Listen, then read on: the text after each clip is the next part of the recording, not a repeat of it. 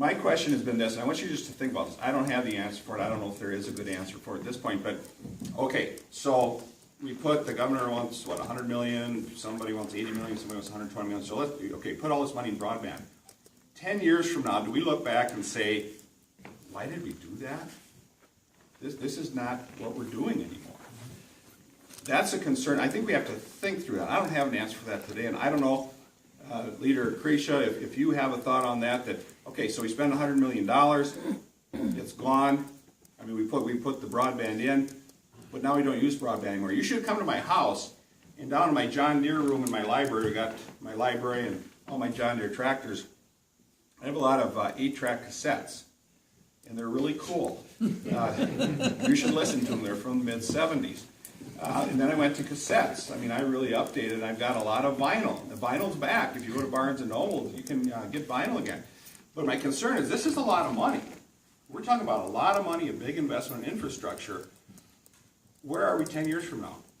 If I can add to that, and there's a lot of mechanisms we have. One of them is Representative Davids has sponsored a bill that removes expands the sales tax exemption to fiber. Well, we know one of the ways to slow things down is you tax it.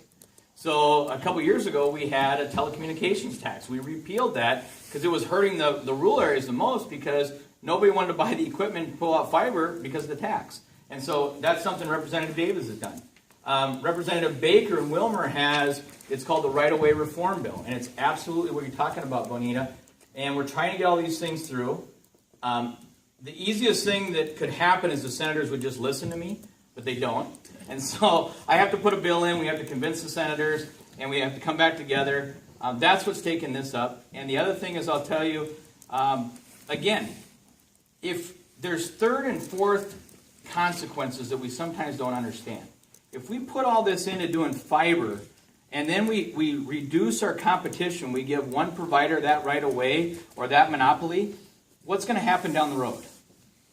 They're not going to be able to expand, or they're going to have a control over your prices.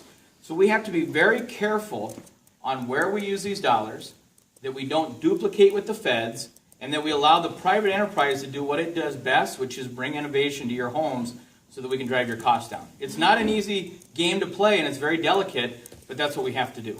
And just be thinking about that, because I think it's important when Representative Krisha said broadband isn't X. Broadband can be many things. I think everybody in this room has the same goals as far as getting people connected. The question is how we do it. Yes, sir.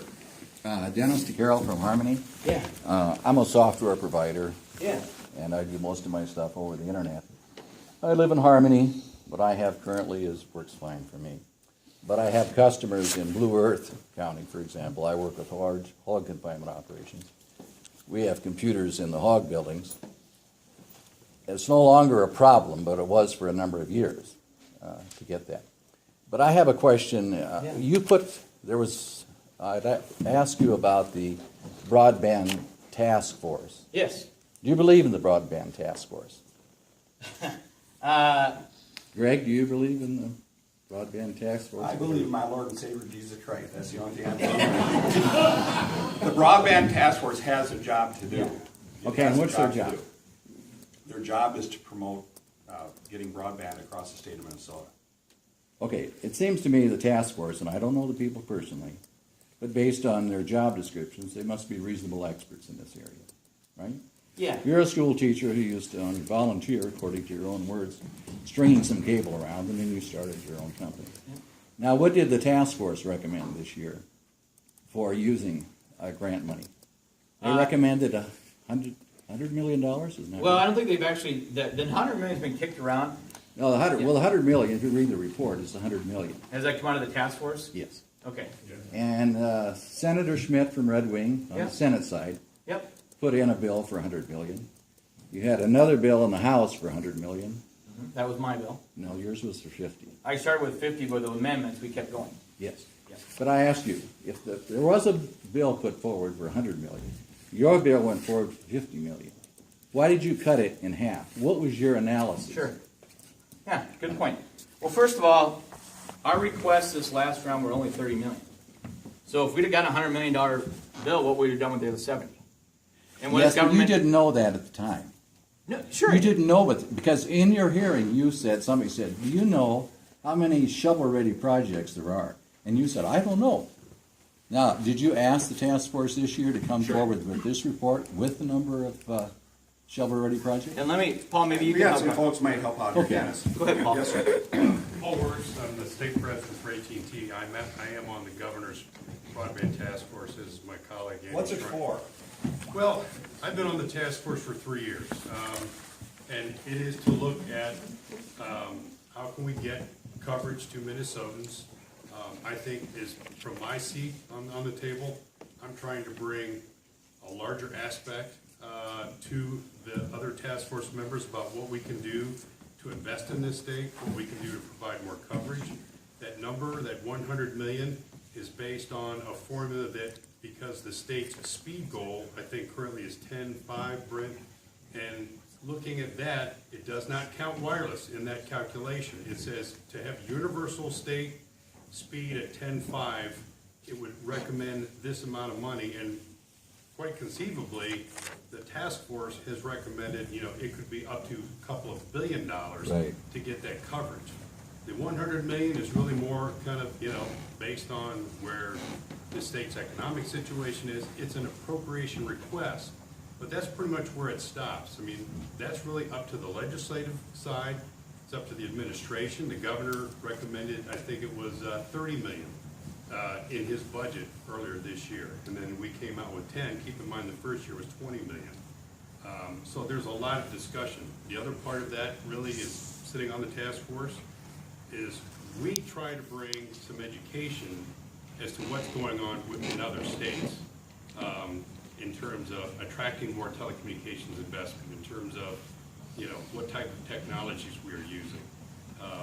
I know there'll be a round of discussion, about the next year's funding, but right now, it is not technology neutral. Wireless companies can't go and provide or apply for those broadband grants. Yet in Wisconsin, and with this CAF2 funding, many companies are going to be providing broadband through a wireless solution directly to people's homes. We're not able to do that here in Minnesota. Thank you. So the governor recommended 30 million, and Yes. before that recommended 0. Yeah. That's correct. You were at 50, and the Senate was at 100. Well, and there's and here's the thing. I get where you're going, and believe me, I want to push this as hard as anybody, but I also know we have to be reasonable. We have a ton of resources that we fight for down there. And I told you, and I mean this, try not to make the number political, because we can one-up each other all the time. But at one point, the governor said, I don't think 100 million is the right number because it's this nice round number. They think that was back in 2012. We're all trying to do this the right way, and we're trying to listen to what's out there. This last year, I had a bill that was 50. We went back and forth on it. I had some amendments. Senator Schmidt had a bill, but then when it came to conference committee, the senators were way down below us. So, this gets played back and forth. Here's the best thing you can do. We listen to you.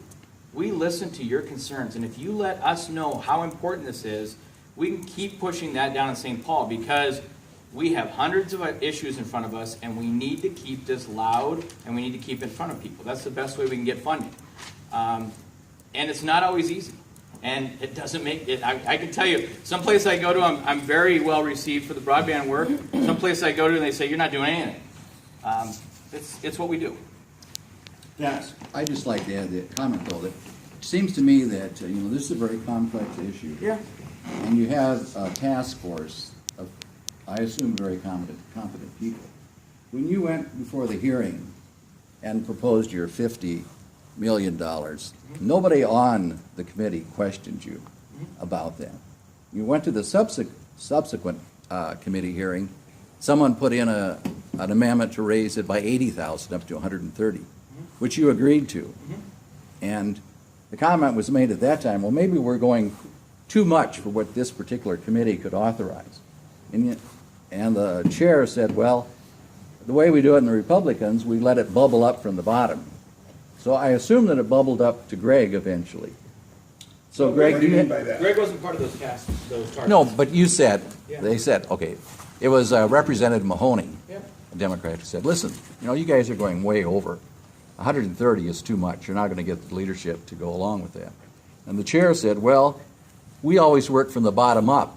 So I assume that 130 percolated up to you, Greg, and the tax bill, is that, well, somewhere the tax bill went to zero then, didn't it? The appropriation? Yeah, this bill was in the greater Minnesota bill that came through the finance bill. That's not my deal. Yeah. Okay, well, I I just don't leave- I want take to it give from up their time. We're on to zero. 11. But thank you. Okay, I had Harvey. Go ahead. Harvey.